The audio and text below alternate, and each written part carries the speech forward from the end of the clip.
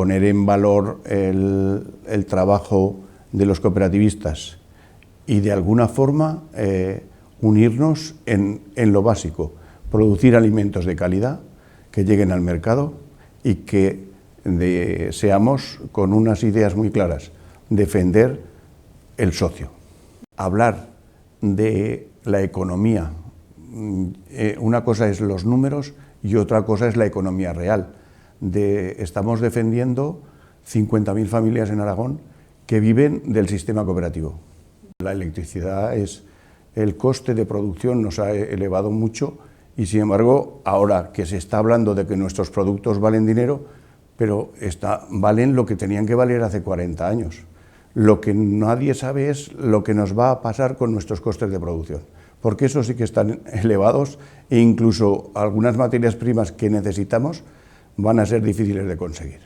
Por lo tanto, queremos agricultores y ganaderos y agricultoras y ganaderas en el pueblo, en los pueblos, con pueblos vivos y con filosofía de producción. No queremos una PAC de papel, no queremos que las grandes multinacionales hagan papeles para cobrar. Nosotros queremos unas cooperativas con personas.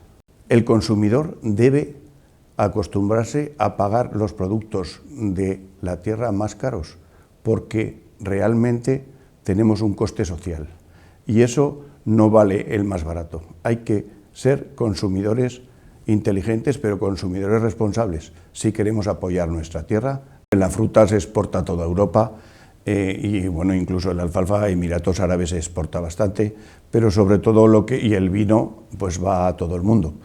Afortunadamente tenemos denominaciones de origen y cooperativas que están exportando a todo el mundo.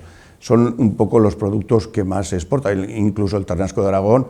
Desde cooperativas lo que tenemos claro es que debemos apostar por productos nobles de Aragón, que debemos ser consumidores responsables y que para defender nuestra tierra necesitamos personas responsables. Por lo tanto, en Aragón creo que lo de nobles no hay que decirlo, lo de responsables hay que demostrarlo.